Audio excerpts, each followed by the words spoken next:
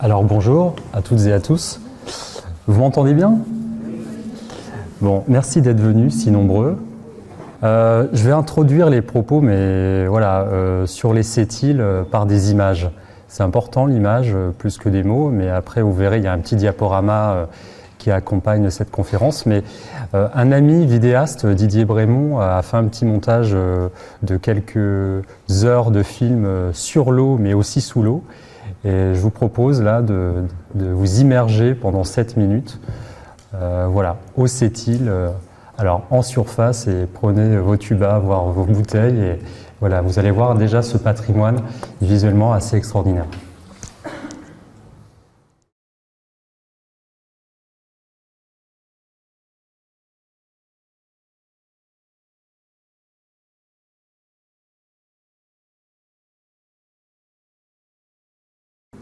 Donc c'est vraiment un film présenté en exclusivité. Là, il vient d'être monté. Voilà, le son n'était pas encore complètement calé, mais voilà, vous appréciez à la fois la diversité de couleurs, de formes, et tout est filmé en face d'ici. Hein. Donc c'est important de le voir, de l'apprécier quand on a la chance de pouvoir plonger. Hein. Et avant de démarrer, pour le coup, un diaporama qui va aussi vous montrer un peu une palette de couleurs et de formes très variées au Sept-Îles, et également vous apporter quelques chiffres, je vais vous poser une question parce que je vais oublier à la fin. Parmi vous, quels sont ceux qui sont résidents à l'année? Et je vais faire une photo, ça me permettra de faire une proportion, ça intéressera à Armor Science également. Alors je vais poser donc ceux qui sont résidents ponctuels, résidents secondaires, en vacances, voilà, donc il y a essentiellement, voilà, je vais faire une petite photo, bougez pas.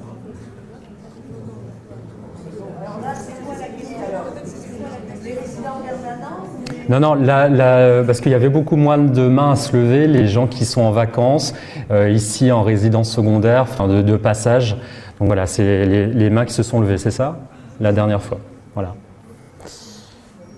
Bon, en tout cas, voilà, même si on constate qu'on est en début de saison estivale, mais voilà, ça nous intéresse à la fois de toucher le public local, résident, mais évidemment, toutes les résidences secondaires, et c'est une proportion importante du territoire, eh bien voilà, c'est des gens extrêmement attachés à ce territoire, et pour beaucoup, les actifs aussi passent leur retraite dans notre territoire, donc c'est important que voilà, qu'il y ait le lien et une diversité de gens qui apprécient ce territoire et qui viennent voir ce genre de conférences. Déjà, plusieurs merci. Alors merci à la ville, ça a déjà été dit, de Perros-Guirec, ça nous arrive de faire des conférences ici. Un grand merci à Armor Science de nous donner l'occasion d'évoquer ce sujet des Sept-Îles qui nous passionne et qui vous passionnera et qui vous passionne peut-être déjà. Et puis voilà, je vais faire un petit clin d'œil à un festival qui a eu lieu il n'y a pas longtemps, qui s'appelle 13 Braise, Sable et Breton. Et j'ai laissé une ou deux diapos d'une petite conférence qui avait lieu lors de ce festival, qui était extrêmement riche et qui, vous verrez, vous invite à décloisonner les choses, les différents points de vue. Moi, j'ai toujours essayé, dans la protection de la nature, de m'intéresser à d'autres sujets et de ne pas rester dans notre petite boîte là, protection de la nature sans s'intégrer les activités, les hommes, etc. C'est complètement révolu et je crois qu'on a besoin de mélanger les différentes approches scientifiques, artistiques et autres. Voilà, ce sera illustré dans un petit dia et donc voilà, je voulais faire un petit clin d'œil à Pauline et Laetitia qui ont fait un extraordinaire travail il n'y a pas si longtemps à Perros-Guirec. Voilà. Alors voilà, le titre assez évocateur, un patrimoine naturel exceptionnel, on aurait pu l'évoquer autrement. Et voilà, comment on introduit un tel sujet avec Mona Lisa. Alors c'est une des peintures évidemment les plus célèbres au monde. Et puis vous avez parmi le patrimoine reconnu et au niveau mondial, vous avez le Mont Saint-Michel, donc un patrimoine UNESCO. Et donc à côté de cela, on pourrait dire que finalement un macareux ou un fou de bassin, ça fait un peu pas le figure, mais absolument pas. Il faut vraiment considérer que le patrimoine naturel, les oiseaux, la faune, la flore, tout ce qui nous entoure, c'est un véritable patrimoine au sens, ça a une valeur, on peut y attribuer une valeur.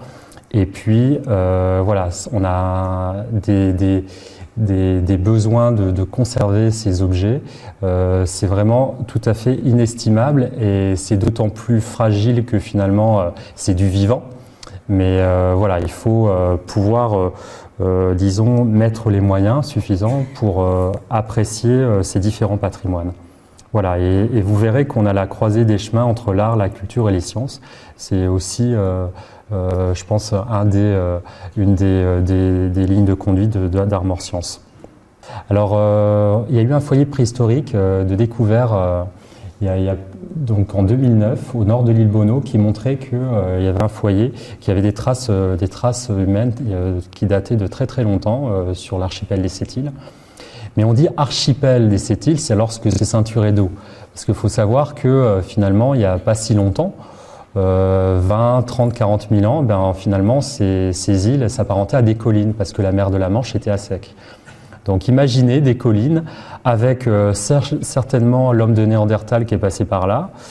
Voilà, et l'homme de Néandertal, il y a eu beaucoup d'études récentes qui montraient que ce n'était pas l'homme qu'on l'on croyait extrêmement rustre, et non, il était doté aussi de savoirs techniques et de certains savoirs culturels.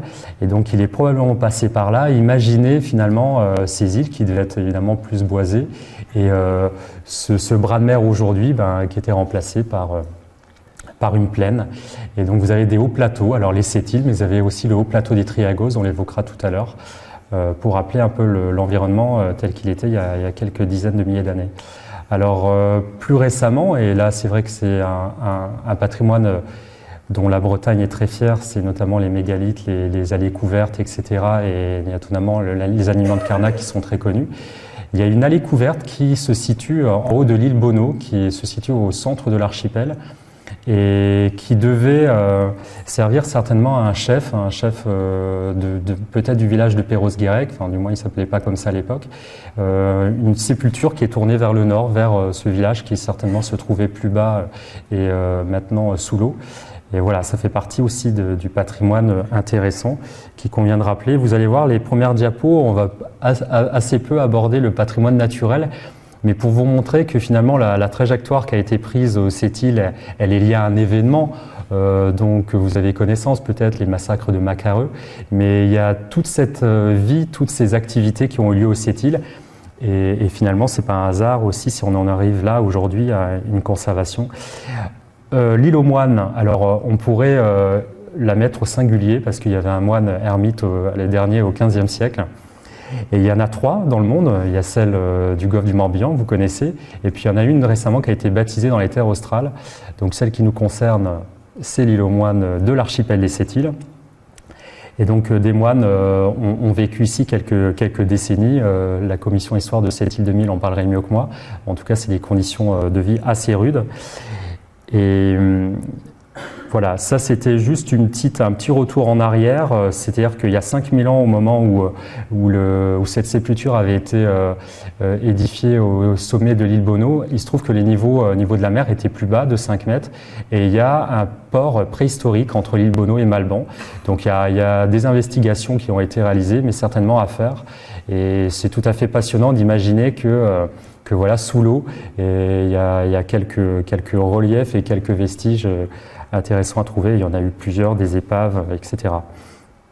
Là, je vais un peu plus, je poursuis le déroulé là, avec au XVIIe et XVIIIe siècle. Ça a marqué véritablement le paysage, tout particulièrement de l'île aux moines, avec Louis XV qui a ordonné à un disciple de Vauban, Louis Garangeau, d'édifier un fort et puis des différentes fortifications.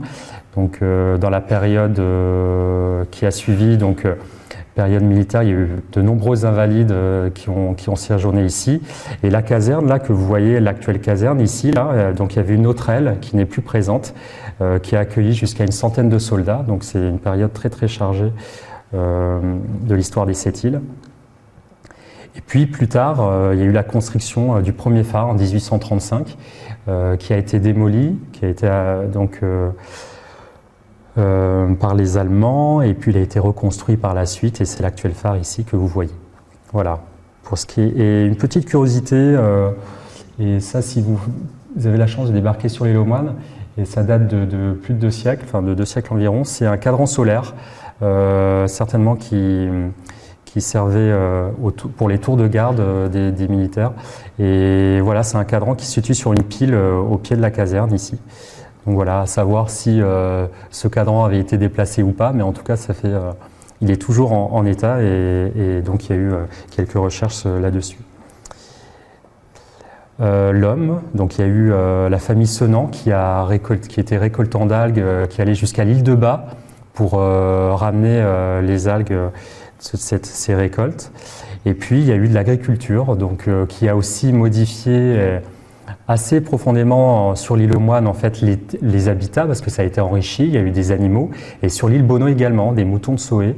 Voilà, donc il y a même ici, vous voyez, à côté de la caserne, il y avait un petit potager. Voilà, les lapins ont été aussi introduits il y a 2 siècles. Donc voilà, il y a eu forcément une empreinte de l'homme assez importante sur la partie ouest de l'archipel, mais ce qui n'est absolument pas le cas sur la plupart des îles.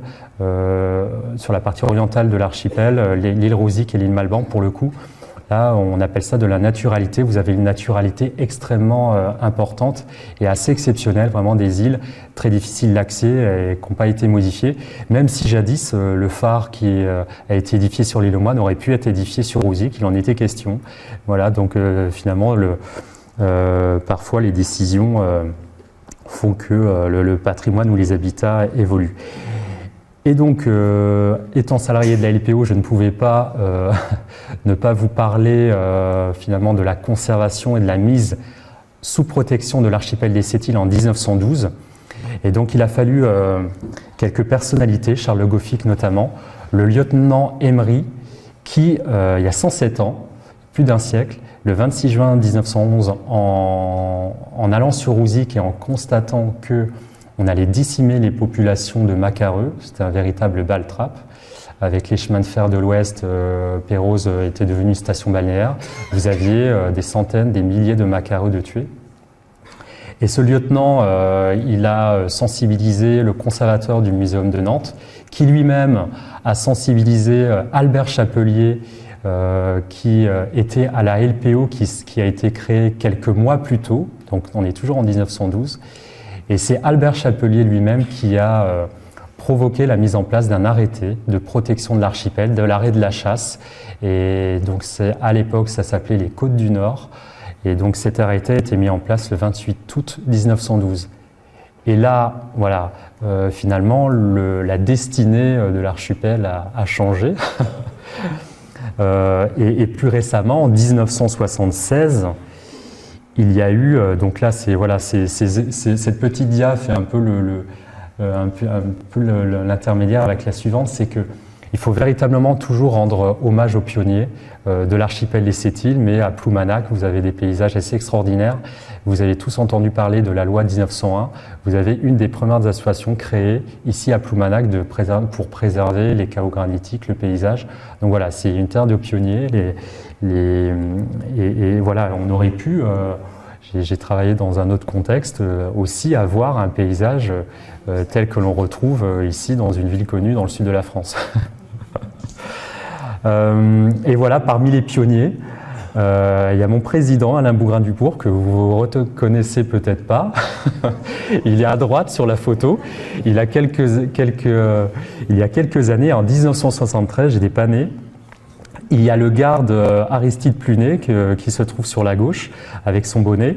Le colonel Milon, alors qui est une figure locale, hein, qui a décrit aussi parmi les pionniers les colonies de Fout-de-Bassan qui sont arrivées dans les années 30. Et puis vous avez quelqu'un du ministère qui tient sa cigarette. Et puis 2 bénévoles, Thiebaud et puis monsieur Philippe Pénicaud, que j'ai la chance de croiser il n'y a pas longtemps et qui a travaillé avec le colonel Milon pendant près de 6 mois. Et Philippe est un pianiste extraordinaire, tout à fait, pianiste. Voilà, et il a même... j'ai même bénéficié de ses services à mon mariage l'année dernière, donc c'est un pur hasard. Il a fallu qu'on discute des Sept-Îles, et puis c'est là qu'il m'a appris qu'il a travaillé pendant près de 6 mois avec le colonel Milon. Enfin voilà, les hasards parfois font bien les choses. Un garde très charismatique, c'est René Repars.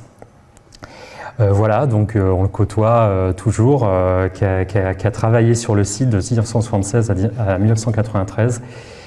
Voilà, donc c'est une figure importante. Il faisait traverser les gens qui allaient faire les recensements.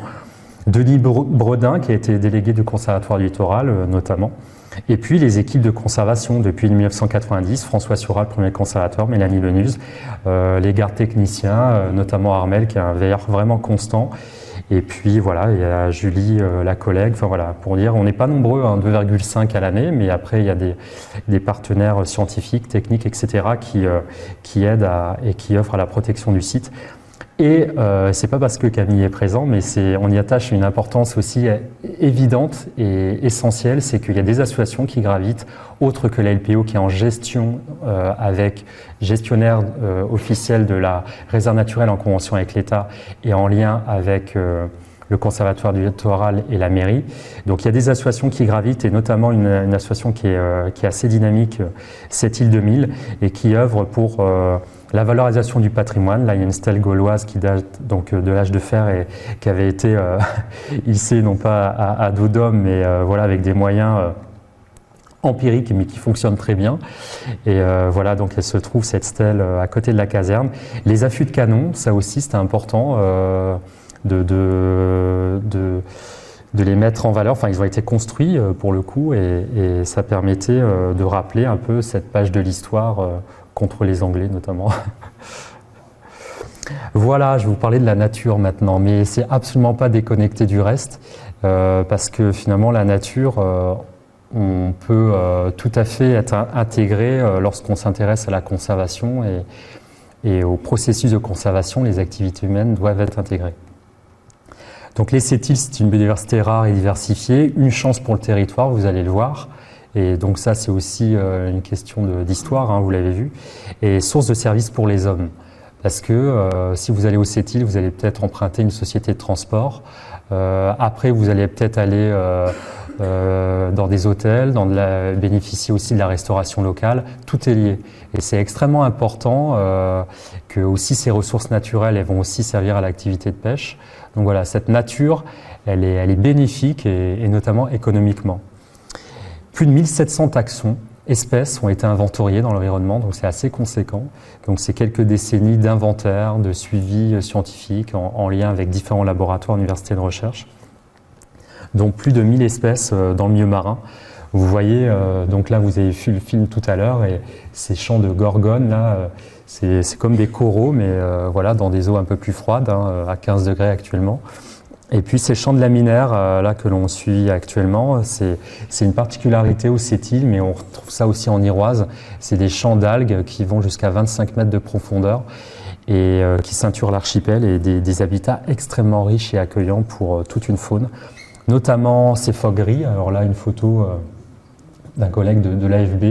Les phoques gris, vous avez en face de vous la seconde colonie de France métropolitaine, environ 40 individus en moyenne sur quelques dizaines de comptages. Maintenant, en fin d'hiver, on peut atteindre un effectif de près de 150 individus, parce que c'est lié au cycle de vie de l'espèce, c'est que les animaux sont extrêmement grégaires en période de mue, en fin d'hiver. Ils vont se rassembler, ils vont peu se nourrir. Et voilà, vous avez aux Sept-Îles parfois des rassemblements conséquents, mais en moyenne une quarantaine d'individus.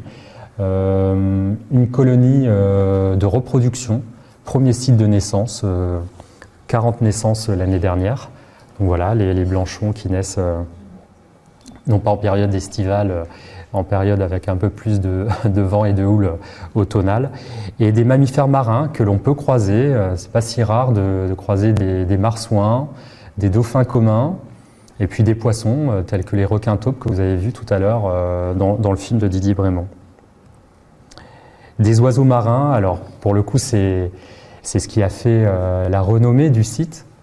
Donc ce n'est pas exclusivement une réserve ornithologique, hein, les Sept-Îles. Hein. C'est 280 hectares, ça comprend toutes les îles et également l'estran, ce qui se découvre à marée basse. Donc c'est 40 hectares de terrestre et 240 d'estran. C'est un environnement marin. Et donc ce que je dis souvent, c'est finalement les oiseaux marins c'est 11% de l'effectif de France métropolitaine, donc une large part pour la colonie de Foutbasson évidemment. Et c'est un peu la partie visible de l'iceberg du patrimoine des Sept-Îles. C'est que ce sont des prédateurs qui se retrouvent en haut de chaîne alimentaire. Vous avez tous appris ça au collège. Et puis après, peut-être dans des cycles universitaires, etc. Et donc, cette faune, finalement, elle est extrêmement dépendante à la fois de la qualité du site de reproduction, mais aussi de l'environnement marin qui environne l'archipel. Donc là, voilà une photo en haut à gauche où vous retrouvez des guillemots de Troille, des pingouins torda au centre et des macareux. En bas à gauche, le cormoran huppé, l'huître épi et puis le goéland brun. Le macareux moine, c'est un véritable totem pour le territoire. En Islande, c'est encore plus marqué. C'est un oiseau relativement commun au niveau mondial, 6 millions de couples, ce qui est moins le cas du Foutbasson. Vous verrez tout à l'heure, c'est de l'ordre de 700-800 000 couples dans les dernières estimations. Mais la responsabilité pour les Sept-Îles, elle est énorme pour le macareux parce que c'est la dernière population, même s'il reste 1 à 2 couples sur l'île d'Ouessant, enfin à côté d'Ouessant. Et puis, elle est excessivement importante pour le Foutbasson, vous le verrez tout à l'heure, mais pas seulement, également pour le pingouin torda, site majeur de reproduction, même s'il n'y a que 40-50 couples. Pour le goéland brun, etc. Donc les goélands, souvent, effectivement, ça a une mauvaise réputation, mais ce sont des animaux qui ont toute leur place dans nos environnements. Et je vais vous montrer tout à l'heure une courbe d'effectifs sur une île qui se trouve en face de Perros-Guirec, l'île Thomé, où les goélands ont totalement déserté le site, et vous verrez pourquoi. La conservation de la nature, il y a plusieurs facteurs en fait, qui vont influencer les dynamiques de population animale, tout particulièrement, mais aussi les habitats. Un certain nombre de facteurs sont maîtrisés, et donc là c'est le rôle du gestionnaire en lien avec un comité, une gouvernance. Donc la maîtrise de certains prédateurs qui n'ont rien à faire ici, tels que les visons d'Amérique, les rats. L'île Rouzic est une des premières îles qui a été dératisée en 1951. Donc la plupart des îles de Bretagne, je suis désolé de vous le dire, mais il y a du rat sur mulot. Et donc la biodiversité ne peut pas s'exprimer de manière optimale. Ça c'est important de le dire, et ces îles de par le monde, elles sont relativement rares. Et il y a eu un article qui est paru l'année dernière dans une revue internationale qui montrait que les îles où il n'y a plus de rat sur mulot, pour le coup, vous avez vraiment des populations animales et d'oiseaux en particulier qui se portent beaucoup mieux. On peut maîtriser les aspects dérangement, qualité du site. Oui, la plupart des îles sont interdites au débarquement, sauf l'île aux Moines, mais c'est aussi ce qui fait que vous avez ce beau patrimoine qui est accessible quand même depuis sur l'eau. Et qui bientôt peut-être sera montré sur Internet. On espère, on a un direct des Foutbassans avec un faisceau analogique, mais bientôt ce sera aussi transcodé, on pourra avoir le direct en numérique. Ça, on fera, j'espère, l'annonce d'ici la fin de l'année ou peut-être début d'année prochaine. Mais c'est important aussi de transférer, de montrer ce patrimoine, puisqu'il n'est pas forcément accessible aussi pour les gens qui ne veulent pas aller sur l'eau. Ça arrive d'avoir le mal de mer. Mais en tout cas, voilà. Et là, vous verrez aussi d'autres photos tout à l'heure. C'est une manière de voir ce patrimoine. La connaissance est excessivement importante. Ça, c'est des choses que l'on peut maîtriser, que l'on peut développer. Aussi, ça nous permet de voir qu'est-ce qui fait que les espèces sont menacées ou pas. Par contre, certains facteurs ne sont pas maîtrisés. Les aspects météorologiques, tout particulièrement. Donc, certains hivers, vous avez des tempêtes successives dans le sud-ouest du golfe de Gascogne. En 2014, vous avez eu plus de 20 000 macareux qui sont retrouvés morts le long du littoral français. C'est très important. Maintenant, ce n'était pas exclusivement les macareux des Sept-Îles, c'était des populations nordiques, etc., qui étaient mélangées. Et voilà, c'est des événements extrêmes où il y a de la mortalité qui se retrouvent liés aux intempéries. Et puis, il y a le changement climatique, notamment. Ça, c'est quelque chose de difficilement palpable. Il y a des chiffres pourtant, mais difficilement gérables, quoique. En tout cas, il y a des vrais engagements et qui doivent l'être au niveau international. Et des récentes études ont montré que les aires protégées et la faune qui séjourne sur ces aires protégées, ce sont des colonies où justement les animaux subissent moins d'effets du changement climatique que sur les autres secteurs, parce que ils sont dans de meilleures conditions pour se reproduire, avoir des ressources, etc. Ça, c'est important. Donc, avoir une plus-value aussi des espaces protégés. La colonie de Foutbassan, donc ça, c'est rapporté dans un ouvrage et un article du colonel Milon. 690 couples ici en 1956, il y en avait une trentaine en 1939. Donc, vous voyez après l'emprise spatiale. Et finalement, au fil des décennies, on a eu une explosion démographique assez incroyable. Ce n'était pas unique ici en Manche, il y avait aussi au Pays de Galles et dans les îles anglo-normandes, pour en 2011 occuper un effectif record de 22 395 couples. Donc c'est précis ce chiffre, il y a des photos aériennes qui sont calées et après chaque nid avec un individu est compté sur informatique. Donc ça fait un certain nombre de clics et je peux vous dire que l'approche, cette méthode est extrêmement robuste parce qu'il y a 3 comptages affilés avec vraiment un écart extrêmement faible. Voilà. Donc on a un effectif record. Donc tout va bien dans le meilleur des mondes. Vous voyez, certains diront que cette colonie finalement c'est pour ça qu'il y a moins de macareux. Elle occupe un espace incroyable. Ça mange des tonnes de poissons. Mais qu'est-ce qu'on va devenir? C'est une catastrophe, etc. Donc c'est vrai que si j'ai introduit par différents facteurs, c'est que la nature, elle est extrêmement difficile. Et c'est autrement plus complexe et c'est pas aussi réducteur que de dire il y a un prédateur tel que le Foutbassan qui mange des maquereaux et ça va réduire les ressources pour nous peut-être plaisanciers ou pêcheurs, etc. C'est autrement plus complexe et pour vous dire qu'aujourd'hui la colonie de Foutbassan se porte mal. Voilà, j'ai voulu vous montrer que finalement il y avait un effectif record en 2011 mais c'est depuis quelques années la situation est assez critique. Et il était extrêmement difficile d'imaginer finalement que les effectifs allaient stagner, voire commencer à s'effondrer depuis quelques années. Pour la simple et bonne raison que le recrutement, c'est-à-dire que les jeunes qui s'envolent de la colonie depuis ces dernières années sont de moins en moins nombreux. C'est lié à un stress nutritionnel. Donc il y a un vrai travail de collaboration avec le CNRS de Montpellier, le CEF. Il se trouve qu'il y a moins de ressources naturelles, que les reports vers les chalutiers, vers les ressources, les déchets de pêche ne sont pas suffisants, ils ne peuvent pas pallier à ce manque de ressources naturelles. Les conditions aussi, donc ce manque de ressources fait qu'en fait, il y a pas suffisamment de ressources pour nourrir les jeunes et qu'il y a beaucoup d'échecs de reproduction, voilà, des pertes d'œufs, des pertes de jeunes, etc. Des oiseaux qui sont moins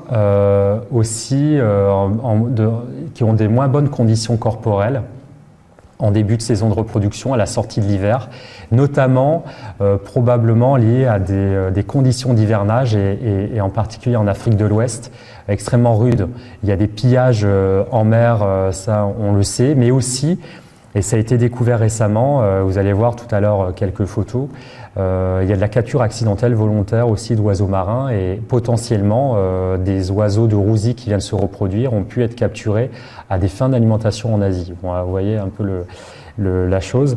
Donc voilà. Et puis après, il y a les aléas climatiques. On a eu une petite canicule, je mets beaucoup de guillemets, en juin 2017, mais ça peut avoir des effets supplémentaires aussi sur la qualité de la reproduction et les échecs de reproduction. Pour vous dire qu'on est dans une situation où on retrouve des jeunes sans adultes au cœur de la saison de reproduction, et c'est le cas maintenant, et donc ils vont être prédatés. Des œufs qui vont être laissés aussi, pareil, parce que les adultes sont en moins bonnes conditions, ils sont moins stimulés. C'est des oiseaux extrêmement grégaires en fait. Ils ont besoin d'avoir une colonie stimulée pour que les choses fonctionnent. Et donc cette année, on a pu faire une photo en bas de la colline rousique avec 200 œufs prédatés par les goélands et notamment corneilles. C'est quelque chose qui n'existe pas dans une colonie avec beaucoup de vitalité. Et finalement, ces goélands, c'est de l'opportunisme. Et c'est une conséquence de ces difficultés de reproduction. Et donc voilà une illustration en pleine saison de reproduction l'année dernière. Vous voyez ces petits dômes, c'est un peu comme les flamants roses en Camargue. Ça construit des dômes, ça va alimenter les nids avec des algues et même parfois des déchets de pêche. Et ces nids, voilà, vous n'avez aucun jeune sur cette photo, alors que nous sommes en pleine saison de reproduction. Et là, simplement, pour illustrer une photo des éditions Les Vedettes Blanches dans les années 70-80, avec une colonie, comme on l'avait en 2010-2011, hein, un jeune ici, un jeune ici, un jeune ici, ici, voilà. Et nous ne sommes pas isolés. Il y a 54 colonies dans le monde. L'île de Bonaventure au Canada, en 2012, a eu des effets vraiment très importants du réchauffement climatique, de la température des eaux de surface en 2012, pardon, qui ont fait que les ressources descendaient dans la colonne d'eau, parce qu'il faisait trop chaud. Les ressources s'étendaient vers le nord, donc les fous de bassin n'avaient plus accès à ces ressources. Et pareil, vous aviez de nombreux échecs de reproduction et il y avait moins de 10% de jeunes à l'envol. Cette année, on aura certainement le plus faible succès de reproduction, probablement 30% voire moins des oiseaux que vous verrez autour de l'île vont produire leur unique jeune, parce que ça ne fait qu'un œuf, comme le macareux, comme beaucoup d'oiseaux marins. Et donc voilà, une situation assez critique. Et je vous évoquais tout à l'heure les captures accidentelles sur les zones d'hivernage, notamment au large de la Mauritanie. Et là, c'est du coup un chercheur Campuisen qui avait mis ça en évidence. Donc voilà, avec des effets potentiels sur la colonie drosique. Et donc là, pour le coup, c'est ce qu'on suspecte, c'est justement les taux de survie des adultes. Les oiseaux mettent de nombreuses années en fait à avoir des capacités à se reproduire. Une fois qu'ils ont 7, 8 ans, 10 ans l'expérience pour se reproduire, il y a normalement un taux de survie très élevé. D'une année sur l'autre, les oiseaux vont revenir sur site et tout. Et donc depuis 2013, on pose des petites bagues et on les relie à distance. Et en fait, on a de nombreux oiseaux qui ne reviennent pas. Donc là, associé à un manque de ressources, la problématique de taux de survie des adultes, voilà, on a des hypothèses qui vont être publiées prochainement. Et il y a une thèse en cours qui sera rendue cette année. Voilà pour la colonie de fous de bassin. J'espère que je n'ai pas plombé l'ambiance. Mais maintenant, les oiseaux marins, ils sont multiples aux Sept-Îles. C'est assez unique sous nos latitudes d'avoir autant d'espèces, une douzaine d'espèces d'oiseaux marins, vraiment une diversité exceptionnelle. Les régimes alimentaires sont extrêmement variés. Les méthodes de pêche sont différentes. Vous allez avoir des oiseaux, le fou de bassin, il ne va pas aller très profond, il va faire un piqué à 100 km/h, mais il va aller à 6-10 mètres de profondeur. Le cormoran huppé, il va pouvoir aller tranquillement jusqu'à 30 mètres pêcher dans les laminaires, les austères et puis les fonds rocheux. Un guillemot, un pingouin, ça peut aller plus profondément, 30-40 mètres, aisément. Voilà, donc là, des dynamiques différentes. Vous avez le plus fin des Anglais, l'Océanie de tempête. Donc vous voyez, avec des effectifs qui augmentent ces dernières années. C'est important de dire que la dynamique locale aux Sept-Îles, donc cette croissance, elle est liée aussi à la dynamique globale, donc notamment des colonies en Manche, donc anglaises, irlandaises, etc. C'est extrêmement important de concevoir aussi la conservation de la nature en réseau. Et voilà, de se dire que demain, il y a un site potentiel relais pour telle population ou telle population. Et il faut absolument éviter, parce que c'est un risque, et les oiseaux seront beaucoup plus vulnérables, d'avoir trop peu de sites, justement parce que les colonies seront trop déconnectées et trop vulnérables. En plus, si en plus elles se retrouvent en limite sud de répartition avec le déplacement qui tend à aller vers le nord des poissons, donc c'est peut-être ces populations qui seront les plus vulnérables. Le goéland marin, donc, qui se retrouve souvent au sommet des îles par rapport au goéland brun ou argenté, voilà, avec des fluctuations d'effectifs. Mais vous voyez, finalement, on retrouve des effectifs proches des années 90. Et le pingouin torda, alors ça, c'est une rareté, encore plus que le macareux moine. Et voilà, donc le pingouin, alors il faut se dépêcher pour le voir. Là, ils sont en fin de saison de reproduction. Mais voilà, ça fait partie des sites, des rares sites où l'espèce niche en France métropolitaine. D'autres courbes d'effectifs. Le cormoran huppé. Donc ne pas confondre avec le grand cormoran. Et le grand cormoran, certains nichent sur le continent, certains nichent sur les îles. Il y a aussi des populations différentes. Donc nous n'avons pas Nous n'avons pas de grands cormorans nicheurs, ça arrive quelques années mais c'est exceptionnel. Mais le cormoran huppé, voilà, on a une importance, vraiment un site extrêmement important avec l'archipel de Chausey, mais la Bretagne vraiment accueille un gros contingent reproducteur. Le guillemot de Troil, donc un proche parent du pingouin torda et du macareux, et le macareux, voilà. Aujourd'hui, retenez un chiffre autour de 150 à 200 couples nicheurs de macareux moines. Ce sont des estimations, il y a des centaines de terriers, l'espèce niche dans des terriers de lagomorphes. On ne dira pas le nom, même si on n'est pas sur un bateau. Le lagomorphe, ça a des grandes oreilles et ça niche. Vous voyez, ça établit des terriers. Ça, c'est. Je rigole parce qu'il n'y a pas si longtemps, je me suis fait avoir sur un bateau et puis voilà, en décrivant le type de terrier, j'ai dit non. Et donc le macareux, on estime les populations en faisant des inspections de chaque terrier de nidification. Il y en a des centaines de terriers. On retrouve des fientes, des restes de coquilles, etc. Et on va dire, cette nidification, il y a du macareux, on ne va pas forcément le voir, ou il y a du puffin des Anglais. Voilà. Donc là, on a une équipe extrêmement connaisseuse des protocoles, etc. Je peux vous dire que travailler au CETIL, c'est un travail extrêmement exigeant et on acquiert de l'expérience et on a toujours des gens extrêmement compétents et extrêmement aussi soudés et vigilants aussi par rapport à l'intervention que l'on occasionne, dérangements potentiels.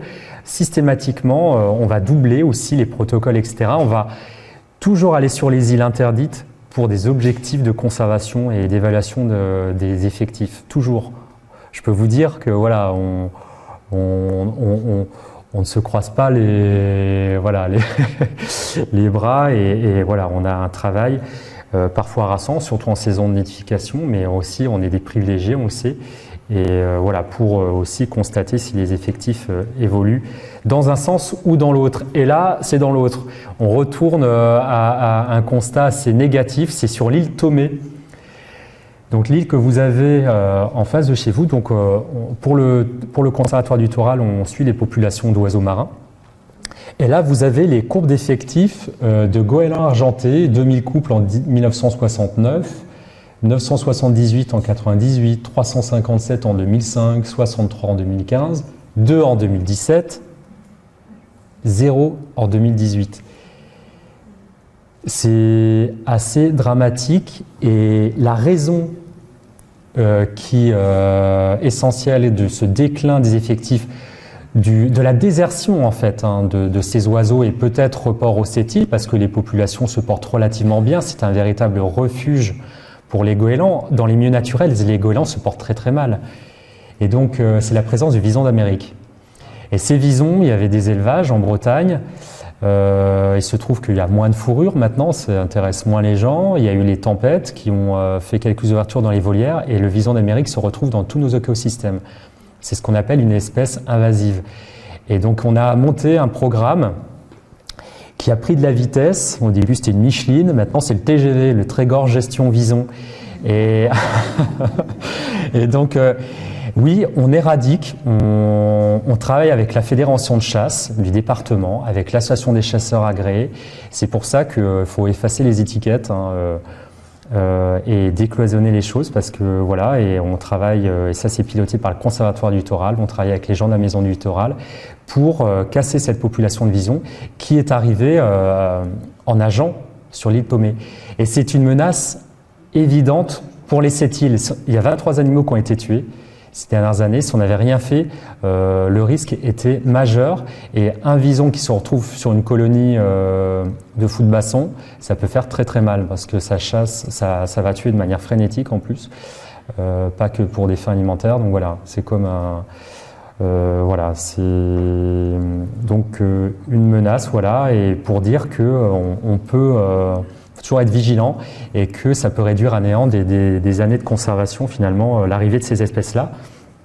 Et on travaille aussi avec l'INRA de manière à voir aussi si l'arrivée du vison, il s'agit d'une seule et même famille en fait qui a séjourné là-bas ou s'il y a des alignés réguliers, donc il y a de la génétique notamment. Et voilà, donc il faut rien lâcher. En tout cas, voilà, il faut toujours avoir une pression sur ce genre d'espèces. Et les rats sur mulot, donc il n'y en a plus. ni à Tomé, ni au Sept-Îles, parce qu'il y a un travail extraordinaire de mené par le gestionnaire en collaboration avec plein de gens. Les phoques gris, donc là vous avez en rouge la courbe d'effectifs. Donc les phoques connaissent une dynamique, une petite dynamique positive. Donc on avait autour de 20 individus au début des années 2000 pour avoir une quarantaine d'individus aujourd'hui. Dans un contexte national où il y a environ 1 millier d'individus, c'est relativement peu. Et c'est vrai qu'on aurait vite fait aussi de décrire ce phoque gris comme un redoutable prédateur et que, parce que je l'entends dans certains commentaires, servi sur un plateau d'argent, ça va nous manger tous nos bars et nos homards. Non, c'est beaucoup plus complexe. Et je peux vous dire qu'on a étudié de manière génétique et en récoltant des crottes, des fesses entre 2013 et 2015, les proies majeures pour les phoques des Sept-Îles, c'est du congre, du taco, de la vieille, donc pas forcément des poissons de valeur commerciale. Oui, ça peut manger du bar du lieu, mais pas uniquement. Et voilà, du congre en biomasse, et notamment, donc ce qu'on peut dire, c'est que ce sont des poissons en abondance assez moyenne, mais aussi avec des bonnes valeurs énergétiques. Il n'est pas fou le phoque, c'est que selon la saison et selon le type d'habitat, il sait quoi rechercher. Mais voilà, en tout cas, par la connaissance, on a aussi envie d'effacer quelques a priori. Moi, je avance toujours avec beaucoup de doutes. Et c'est vraiment par la connaissance et les gens aussi ont une grande capacité pour se remettre en question et on travaille avec de nombreux pêcheurs, avec les cités de transport et voilà, on invite vraiment tout le monde à construire l'avenir des Sept-Îles et que cette connaissance soit partagée au plus grand monde. Je disais que c'était des populations relativement faibles en France métropolitaine parce que Outre-Manche, au Royaume-Uni, c'est 120 000 individus. Donc vous voyez, on a des populations très importantes. Et quand en Iroise, vous avez une population de l'ordre de 200-300 individus, au même moment ou quelques mois avant ou à une autre saison, vous pouvez avoir quelques milliers de cétacés, de dauphins. Mais on a fait une étude en anthropologie de l'environnement pour connaître la perception des prédateurs marins vis-à-vis du monde de la pêche, mais pas seulement, aussi des citoyens, etc. Je peux vous dire que le phoque ou le requin ont des images négatives, nettement plus négatives qu'un dauphin ou un macareux, qui sont aussi piscivores. Mais c'est aussi important de rappeler que finalement, la conservation et la présence de ces prédateurs, c'est aussi gage de la qualité de notre environnement. Et donc, ça veut dire que nous avons des eaux poissonneuses.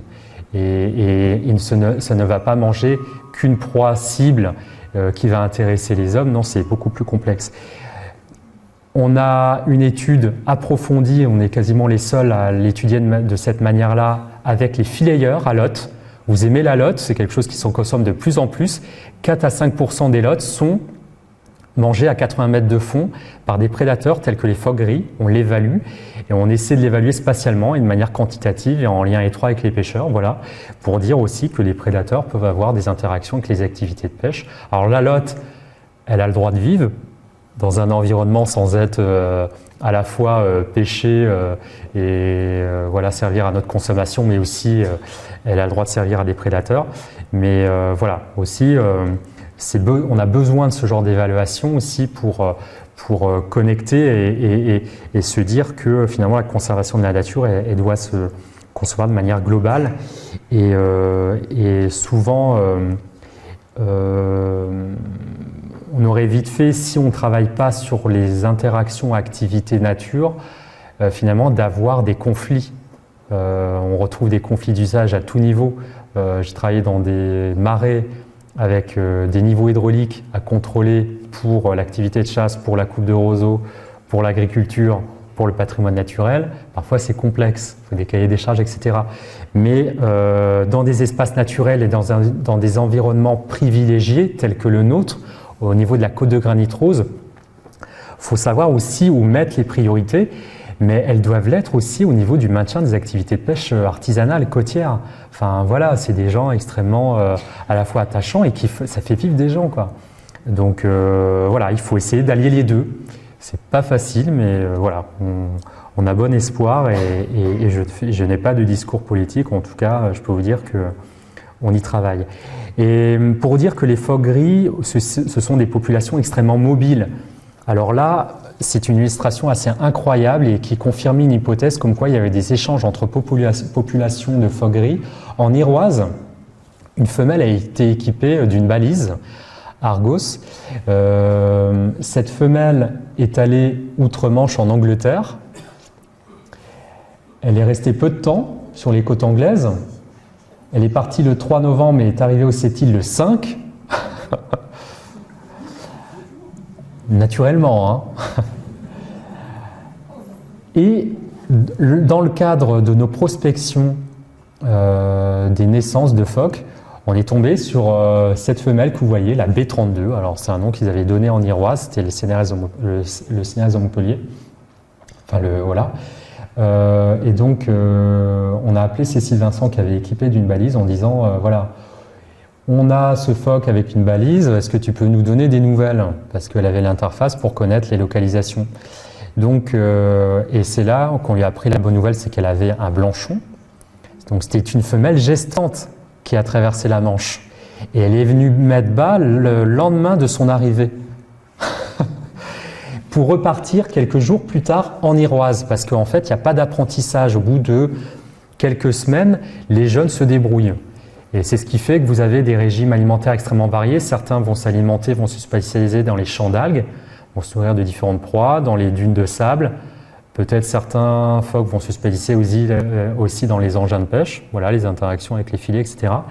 Mais voilà, ça c'était quelque chose d'assez intéressant et je pourrais vous montrer aussi, dans le cadre d'autres conférences aussi, les trajets alimentaires des fous de bassin étudiés avec le CNRS, c'est tout à fait prodigieux, ça occupe toute la Manche Ouest. Et pour vous dire que les oiseaux ont inventé la pêche durable, c'est-à-dire que même si 20 000 individus, ça représente des tonnes de poissons, mais c'est à des échelles extrêmement importantes et que ça n'a pas d'effet immédiat évidemment sur les biomasses en poissons.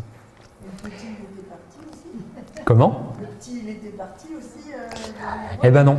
Non. Les jeunes restent. Alors on ne sait pas au bout de combien de temps ils vont quitter les Sept-Îles, mais voilà, ils reviennent peut-être au bout de quelques années aussi se reproduire sur le site. Mais non, ils n'accompagnent pas. Il n'y a pas de lien maternel. Voilà, je vous parlais maintenant. On a vu la partie, comme je disais tout à l'heure, la partie visible. Finalement, ces prédateurs supérieurs. Prédateurs, c'est peut-être une connotation un peu négative, mais c'est réel. Donc les oiseaux marins, les phoques sont des prédateurs en bout de chaîne alimentaire. Et au niveau du milieu marin, alors au niveau du paysage sous-marin, en fait, c'est ce que l'on retrouve au niveau aérien. Finalement, ces chaos granitiques, vous les retrouvez sous l'eau. Si vous avez la chance de mettre la tête sous l'eau, même en PMT avec un palme masque tuba, au niveau même de Trébordin, sur des sites où il y a un peu moins de courant qu'au Sept-Îles, parce que c'est quand même assez dangereux. Ou si vous avez la chance de faire de la plongée avec le Cap Trébordin ou d'autres structures, ou même avec des amis ou autres, eh ben, vous allez voir cette richesse. Donc cette richesse, elle est pas liée au hasard. C'est-à-dire que vous avez des mouvements d'eau journaliers importants. C'est 10 mètres de marnage ici sur la côte de Granit-Rosse, c'est beaucoup. Dans notre quotidien, je peux vous dire que c'est quelque chose qu'il faut connaître, le marnage. C'est-à-dire qu'entre les plus basses mers et les plus hautes, vous avez 10 mètres d'écart. C'est 13 mètres en baie du Mont-Saint-Michel. C'est de l'ordre de 8-9 mètres à Brest. Donc voilà, on a une situation assez intermédiaire. Donc c'est des marées extrêmement importantes. Un système complexe de vagues de houle qui entraîne un brassage constant des eaux et ça charrie à la fois des particules sédimentaires mais plein d'éléments nutritifs. Ça c'est très important pour toute cette faune sous-marine. Donc c'est vraiment des eaux riches et ce qui fait qu'on retrouve une biodiversité importante et près de 1000 espèces donc, ont été inventoriées de 1983 à 2015. Et parmi ces espèces, beaucoup que l'on qualifie de remarquables. Donc là, vous avez là, c'est une photo qui date d'il y a 2 jours. On a fait des suivis dans les herbiers de Zoster. On fait des quadras et on mesure cet herbier en comptabilisant, etc. Et aujourd'hui même, vous avez des transects autour de l'archipel, là, nord-sud. On a étudié également avec de l'hydroacoustique, un sonar, tous ces champs de laminaires qui ceinturent l'archipel des Sept-Îles. C'est assez intéressant, c'est tous les 10 ans. Ce qu'on a envie de voir, c'est avec le réchauffement des eaux, savoir si au niveau surfacique, ces champs d'algues évoluent ou pas. Donc voilà, on met en place ce genre de dispositif grâce à des financements qui sont variés. Et donc parmi les espèces déterminantes ou remarquables, Donc il suffit de regarder cette colonne ici.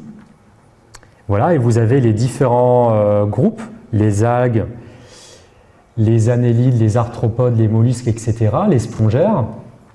Et donc on retrouve de nombreuses espèces, 154 espèces d'arthropodes, 78 espèces de spongères d'éponges dans l'environnement des sept îles. Vous avez près de 50 espèces de poissons d'inventoriés. Voilà, donc c'est extrêmement varié. 154 espèces de crustacés. Non, il n'y a pas que le dormeur ou le homard dans nos eaux, donc c'est extrêmement varié. Et donc dans les espèces remarquables par leur abondance ou leur rareté, vous voyez, vous avez des proportions importantes. 15 espèces d'algues sur 204 qui ont été inventoriées, qui sont remarquables. 27 espèces sur 78 d'éponges qui sont remarquables à l'échelle de la Bretagne. Donc ça, c'est des listes d'espèces et donc c'est en faisant des inventaires un peu partout qu'on arrive à qualifier l'importance pour ces différents groupes aux sept îles. Voilà, donc, donc une qualité de l'environnement qui du coup génère une biodiversité exceptionnelle. Et voilà, il ne me reste plus que 2 diapositives pour conclure que cette biodiversité insulaire marine, elle est exceptionnelle, c'est un atout évidemment pour le territoire. Elle est de niveau national à international, c'est important de le dire. Le foot bassin, c'est 4% de l'effectif mondial, une des 54 colonies. Donc c'est une importance majeure, évidemment. Des responsabilités, comme je viens de le dire, au niveau des habitats marins, de la faune et de la flore. Une conservation fragile, vous avez vu la démonstration avec le foot bassin, ces colonies sur l'île Tomé de Goéland. Il y a plein de facteurs, certains que l'on maîtrise, d'autres que l'on ne maîtrise pas. Mais ce qui est important, c'est qu'il faut tenter de maîtriser le maximum de facteurs pour augmenter ce qu'on appelle la capacité de résilience. Finalement, la capacité des espèces à avoir un bon état de conservation ou à augmenter leurs effectifs. Ça, c'est important. Plus on maîtrise les choses, mieux c'est finalement pour cette faune et cette flore. La conservation de la biodiversité, elle est complexe. Et évidemment, elle se met en place avec de nombreux collaborateurs. Une gouvernance de réserve naturelle, c'est un comité consultatif présidé ici par Madame la sous-préfète de Lannion, avec une quarantaine de membres, les collectivités, des associations de plaisanciers, d'usagers variés, des scientifiques, des organismes institutionnels, d'État, etc. Et une exigence, c'est que c'est le prix à payer, c'est qu'une réserve d'État, il y en a 2. Nous en avons 2 dans les Côtes-d'Armor. Celle de Saint-Brieuc, celle des Sept-Îles. C'est vraiment le statut fort de protection aussi qui va conditionner aussi l'avenir aussi du site et la conservation du site. Donc oui, dans notre quotidien, nous faisons des inventaires, beaucoup d'études, c'est une singularité forte des Sept-Îles.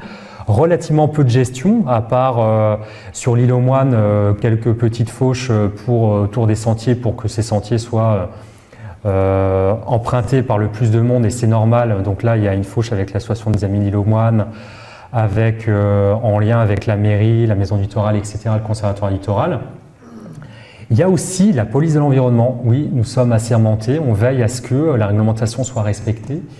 Il y a quelques contraventions, il y a des collaborations avec l'ONCFS.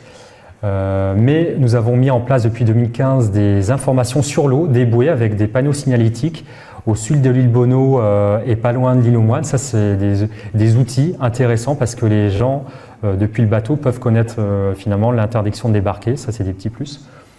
Et cette belle nature, voilà, elle dépend de ça, de cette exigence. Et elle nous rend bien des services, et je l'ai dit tout à l'heure, c'est que voilà, cette nature, elle va attirer des touristes. Elle va générer aussi des ressources qui vont pouvoir arriver dans vos assiettes ce soir. Tout acteur est responsable, il faut savoir apprécier ce patrimoine, évidemment, s'en rendre compte. Donc nous, finalement, en transférant ces connaissances, c'est aussi notre volonté que, finalement, de dire que ce patrimoine n'appartient pas à la LPO, c'est un patrimoine commun. Et ça faisait rire Alain Bougrain-Durour quand je lui ai dit ça en 2014. C'est évident que c'est une page de l'histoire de la LPO, c'était un de ses premiers combats, mais le devenir du site, c'est c'est lié donc évidemment à un gestionnaire, mais pas uniquement. C'est tous les gens qui passent sur place et du coup qui doivent être responsables. Je vous invite à le découvrir évidemment, à participer au débat. Cet automne, il y aura des débats sur l'avenir des Sept-Îles, donc ce sera ouvert aussi aux résidents, et même aux gens de passage. Il y aura des groupes de travail. Enfin voilà, vous serez invités à participer à tout ça. Ça sera relayé dans la presse. Et vous pouvez contribuer à la connaissance. C'était une conférence en 2013. Les Anglais font ça depuis des décennies. Mais comment on peut participer à la connaissance? C'est ce qu'on appelle les sciences participatives ou les sciences citoyennes. Et c'est la dernière diapo. C'est que vous observez un marsouin, un dauphin, un macareux avec des poissons dans le bec, vous le prenez en photo, parce qu'on a une étude là-dessus, ça permet de contribuer à la connaissance. Et notamment ces observations de dauphins ou marsouins, les mammifères marins, c'est de l'ordre de 60 données entre l'île de Bas et Bréa, donc l'année dernière. Donc c'est un environnement riche. C'est important de capitaliser toutes ces données parce que d'un point de vue scientifique, c'est extrêmement coûteux et toutes ces petites données opportunistes obtenues par tout à chacun sont importantes. Et donc chaque petite pièce du puzzle, voilà, la petite animation, peut contribuer à la connaissance. Et je vous remercie et n'hésitez pas à poser des questions.